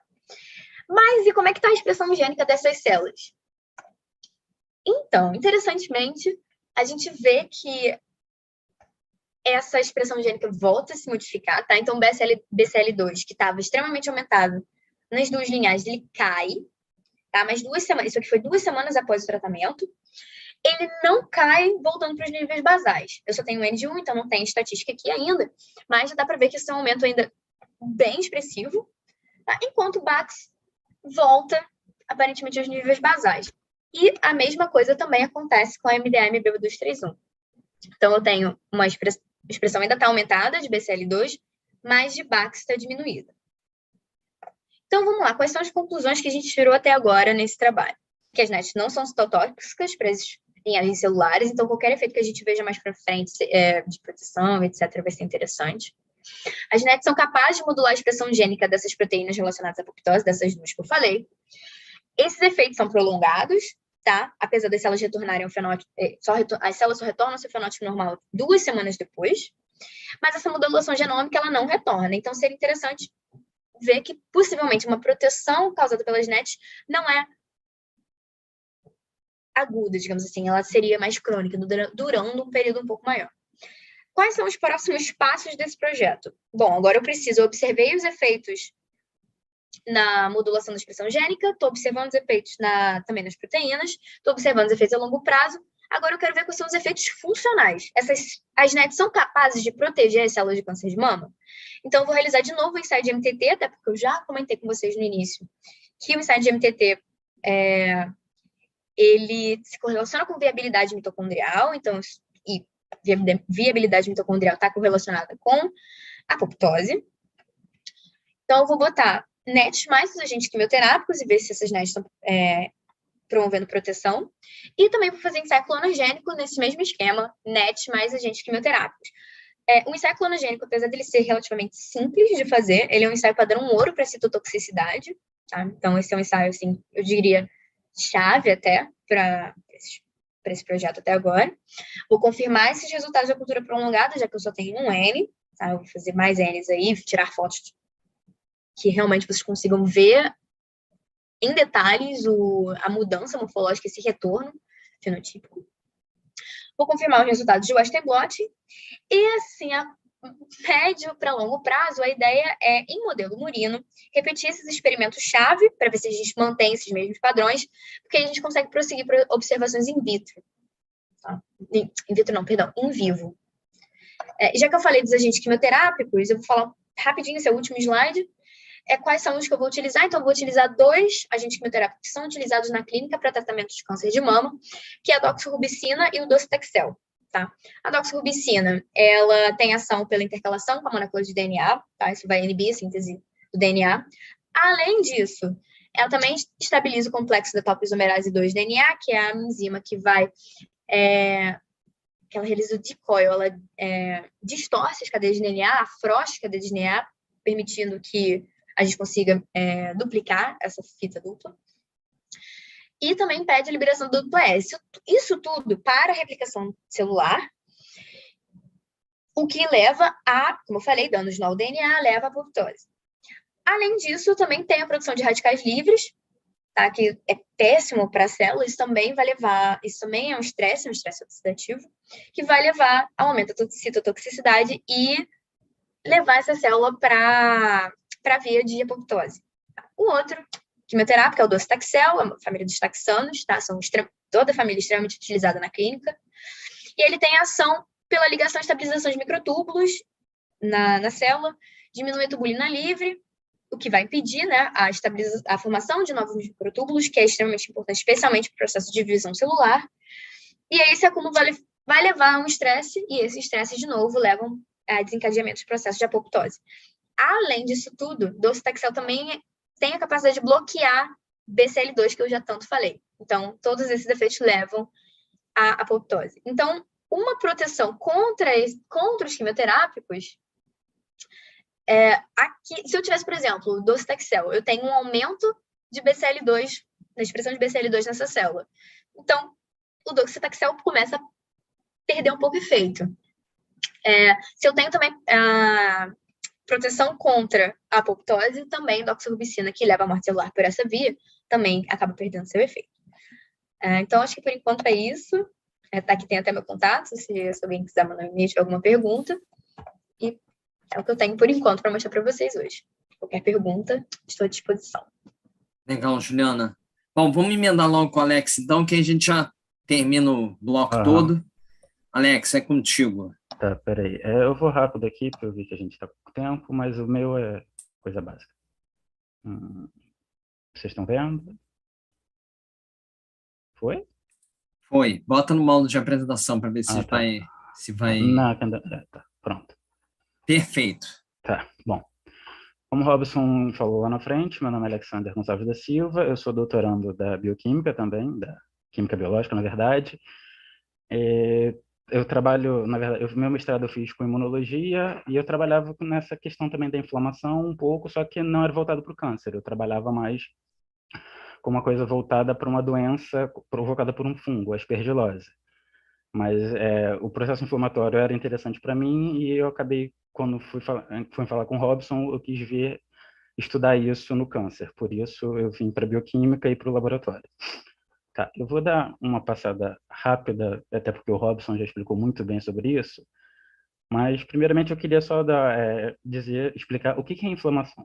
Bom, A inflamação ela pode ser considerada como uma resposta corporal imediata, que ela pode ocorrer em resposta a um dano tecidual ou celular, que pode ser causado tanto por patógenos quanto por outros estímulos nocivos, químicos ou físicos, que podem ser endógenos ou exógenos. A origem do nome inflamação, ela vem do latim inflamare, que significa o quê? Atear fogo. Ela recebeu esse nome pois uma das características da inflamação é o calor que você sente na região quando, sei lá, meio que uma queimação, parece que você está pegando fogo. Por isso ela recebeu esse nome.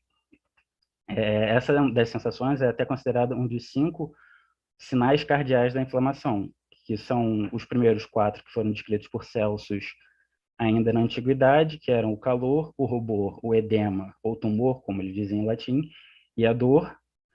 E depois o 5º sinal cardial, que foi descrito pelo Papa Virchow, que é a perda de função. Bom, para o início da inflamação, alguns gatilhos inflamatórios eles devem ser ativados para que inicie o processo, como é o caso da infecção, da lesão tecidual, com algum estresse e mau funcionamento. Isso vai fazer que inicie o processo inflamatório, que tem como finalidade, a finalidade principal, que é a defesa contra essa infecção, o reparo ao dano e adaptação ao estresse e recuperação da homeostasia. Mas não é o que sempre acontece, como já foi dito pelo Robson ali na frente. Um problema da inflamação é que, se ela for persistente ou muito forte, ela pode acabar acarretando, ao invés da resolução desses problemas, outros tipos de problemas, como autoimunidade, dano tecidual e sepse, crescimento tumoral e mudanças nos pontos de ajustes homeostáticos, entre outros. Bom, é tido como uma visão meio que linear para representar o processo inflamatório. Ele é dividido em 4 principais componentes, que seriam os indutores, os sensores, os mediadores e os efetores. Bom, os indutores eles podem ser considerados exógenos, que são aqueles agentes microbianos, alguns alérgenos, corpos estranhos, entre outros. E os endógenos, que são aqueles produzidos pelo próprio organismo, que podem ser derivados das células, dos tecidos, do plasma ou da matriz extracelular. Bom, entre os sensores, então, a gente pode citar os receptores presentes nessas células. Nas células do sistema imune, nós temos muitos desses receptores, que eles vão reconhecer os agentes indutores e vão sinalizar para que comece a iniciar o processo inflamatório, a resposta do processo inflamatório. Entre os principais receptores, a gente pode ver aqui os TLRs, mas também tem outros tipos, como os NLRs, CLRs, e uma gama bem grande desses receptores. Em relação aos mediadores, também temos diversos grupos, como as interleucinas, os fatores de crescimento, quimiocinas, interferons, citocinas pró-inflamatórias, que vão atuar na resposta e no recrutamento dos efetores, que são células inflamatórias, monócitos, leucócitos, além também de uma resposta sistêmica, para tentar controlar a inflamação, como febre, choque, citotoxicidade, indução de citocinas, entre outros. Bom, a inflamação ela pode ser dividida em 2 principais tipos: a aguda, que é uma resposta imediata a um agente nocivo, com recrutamento de mediadores químicos do hospedeiro até a região da lesão, e a inflamação crônica, que é uma resposta tardia, que ocorre devido a infecções persistentes ou exposição prolongada a algum agente tóxico, endógenos ou exógenos, e também a autoimunidade. Aqui um esquema rapidinho sobre essas inflamações. A aguda, ela vai ocorrer devido a ela, quando ela entra em contato com essas lesões, infarto, infecções bacterianas, toxinas e traumas, vai acontecer, então, alterações vasculares, como a vasodilatação, aumento da permeabilidade dos capilares, além também de recrutamento de leucócitos, como os neutrófilos, por meio da quimiotaxia por ação dos mediadores, que foram ditos aí na frente. E isso pode levar à resolução dos problemas, ou, se for alguma resposta muito mais forte ou persistente, vai acabar desencadeando numa inflamação crônica, onde pode acontecer a angiogênese, que é a formação de novos vasos, um aumento do infiltrado de mononucleares, como são os macrófagos, e diferente da inflamação aguda, onde o infiltrado é leucocitário, aqui é de macrófagos.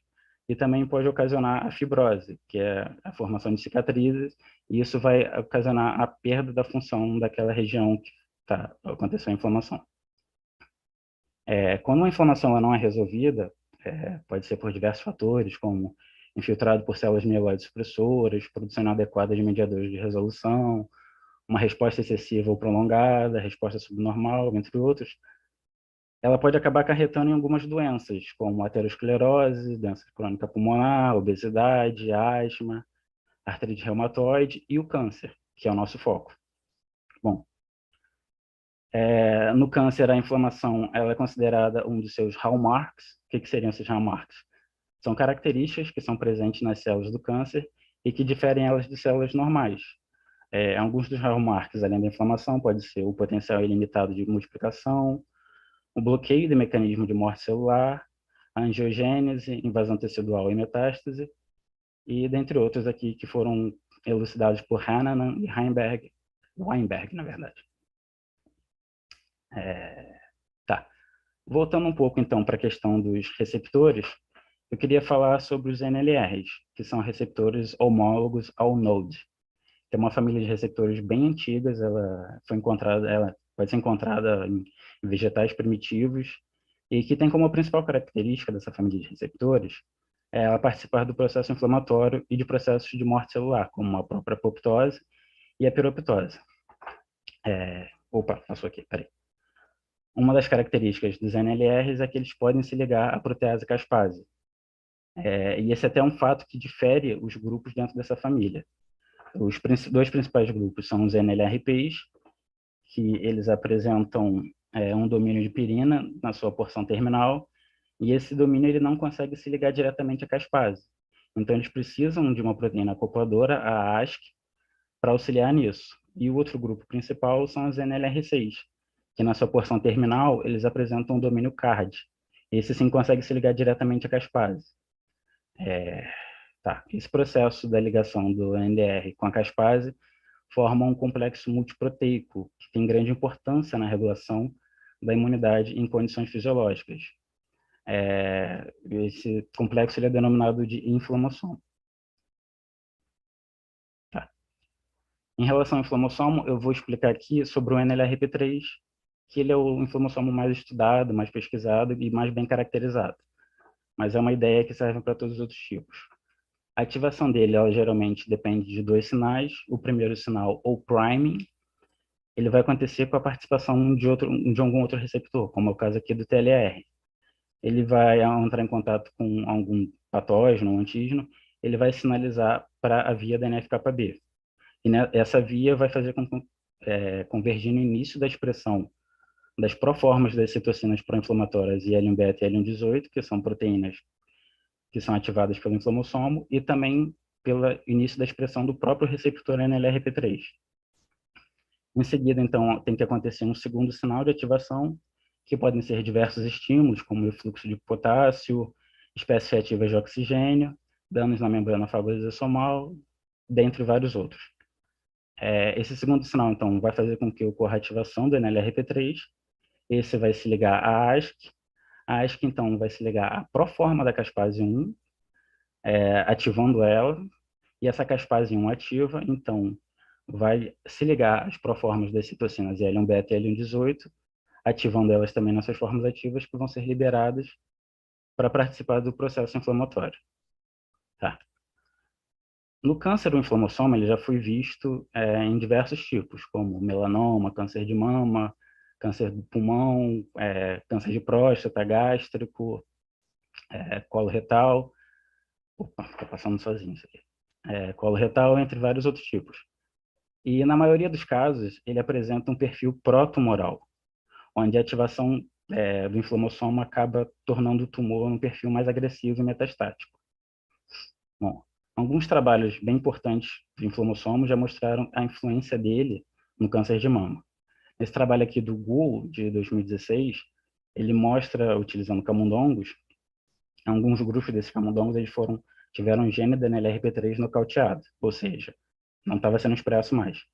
E esses animais eles foram inoculados com as células tumorais da mama, e ele foi ver, então, pela retirada do tumor, pelas análises, eles observaram que esses animais nocauteados eles tiveram uma resposta amenizada, com diminuição do volume dos tumores e também de uma diminuição da quantidade de metástases. Já o Wang, nesse trabalho aqui de 2018, ele mostra aqui, utilizando experimentos in vitro, já com células humanas, de carcinoma oral, que ao silenciar o gene da NLRP3, você também diminui o perfil metastático, com a diminuição da migração e da invasão dessas células. Tá. Mas e as NETs? Até agora eu falei da inflamação, do inflamossomo, e onde elas entram nisso? Tá. Em relação às NETs, a correlação delas com o inflamossomo já também foi vista em diversos tipos de doenças. Por exemplo, nesse trabalho aqui do Karlenberg, de 2012, onde ele está estudando lúpus, eles conseguiram observar que as NETs, elas conseguem ativar o inflamossomo por meio de um peptídeo que está presente nessas redes, o LL37, e esse peptídeo ele vai se ligar ao receptor da P2X7 dos macrófagos, e isso vai fazer com que ocorra a abertura desses canais e aconteça o efluxo de potássio. E esse efluxo de potássio, então, vai fazer com que o inflamossomo seja ativo e libere as citocinas. E o interessante desse trabalho é que essas citocinas, elas entram em contato com o neutrófilo e faz com que ocorra a anetose. Ou seja, então acontece um processo de retroalimentação, onde os neutrófilos eles vão ativar o inflamossomo e as citocinas liberadas pelo inflamossomo vão ativar a liberação das NETs. Nesse trabalho aqui de Liu e colaboradores, de 2019, ele também vê a correlação das NETs, só que aqui em feridas ocasionadas pela diabetes.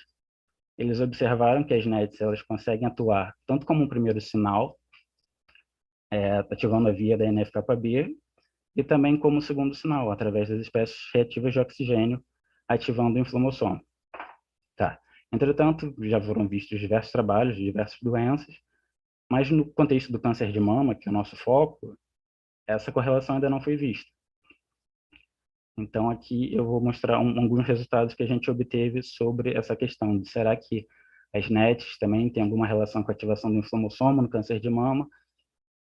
E será que isso tem alguma relevância na metástase?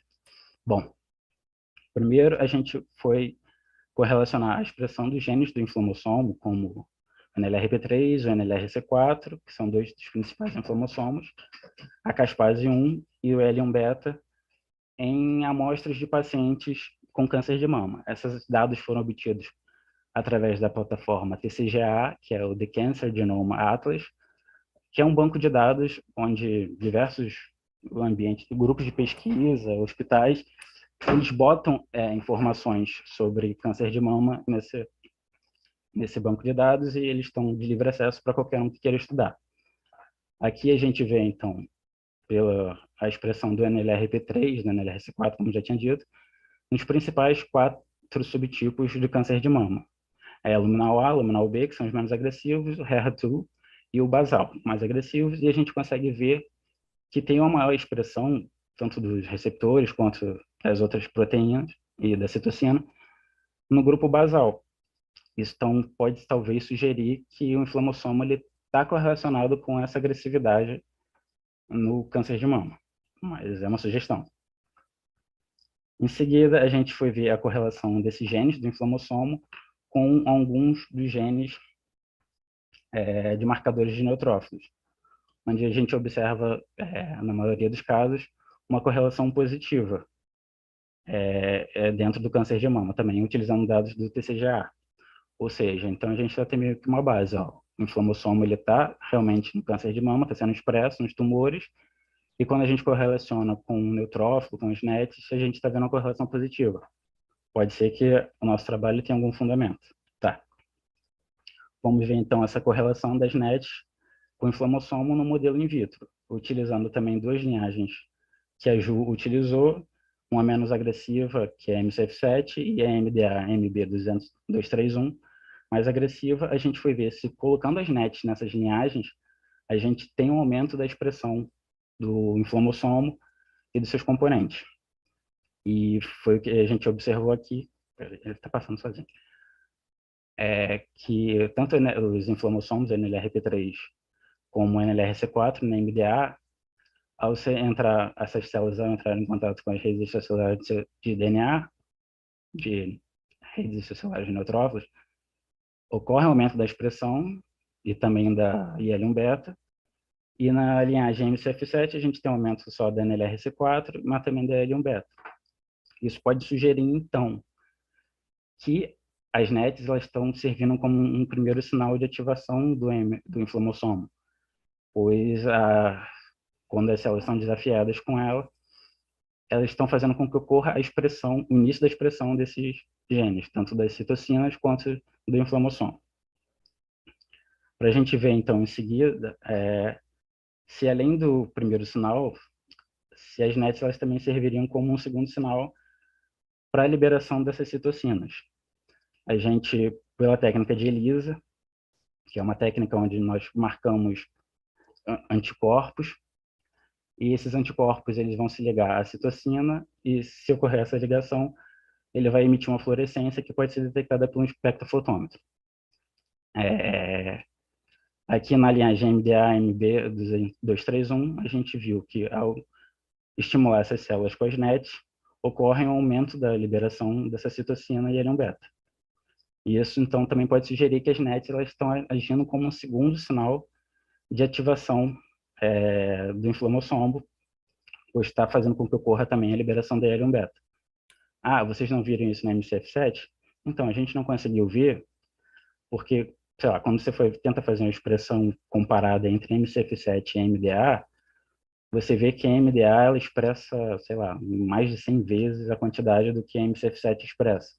Então, talvez a quantidade que a gente botou para fazer o ELISA da MCF7 não tenha sido o suficiente para o espectrofotômetro detectar. Mas isso é uma hipótese minha, uma ideia minha, que a gente precisa confirmar com mais experimentos. Também precisamos fazer outros experimentos para ver a correlação do perfil metastático do câncer de mama. Por exemplo, ver essa questão da invasão, da migração das células, para ver se tem alguma correlação com o inflamação. E eu acho que é isso, minha parte. Oi. Perfeito, Alex. Bom, gente, foi bem longa a nossa apresentação, né? A gente fez essa opção de fazer tudo seguido, mas se vocês tiverem alguma pergunta, tiverem alguma coisa, eu entendo também que essa parte da tarde ela é mais cansativa mesmo, né? Perguntas, comentários, alguma coisa? É verdade, Helene, tem, mas o fato é que, assim, tem uns grupos também, embora a gente tenha falado aí a gente tenha comentado sobre papéis deletérios, vamos dizer assim, mas as NETs são importantes. A gente tem um trabalho no laboratório também que se a gente trata os animais por muito tempo, como a DNase, né, que destrói as NETs, os bichos morrem se tiverem um tumor enxertado simultaneamente. Quer dizer, é um fino balanço entre o que faz mal e o que é essencial para você. Então, é complicado. Mas, enfim, mas faz parte. Deixa eu ver aqui. Tem uma pergunta aqui da Carolina Ferreira, para a Juliana. Juliana, já existe alguma correlação na literatura entre proteínas inibidoras de apoptose e NETs, já que elas também são anti-apoptóticas? Não, Robson, repete, por favor, a pergunta. Interação entre... Já existe alguma correlação na literatura entre as proteínas inibidoras de apoptose e as NETs, já que elas também são anti-apoptóticas? Tem muito pouco ainda sobre NET e apoptose, sim, é muito superficial, então por isso que o nosso trabalho acaba se tornando tão interessante. Então, qualquer coisa que saia daí vai ser bem groundbreaking, na minha opinião. Minha humilde opinião sobre alguém que gosta muito do projeto. Eu também acho que tem pouca coisa descrita, realmente, sim. Assim, essa conversa direta. Mais alguma coisa, gente? Eu vou interromper a gravação, vou interromper a transmissão para o YouTube.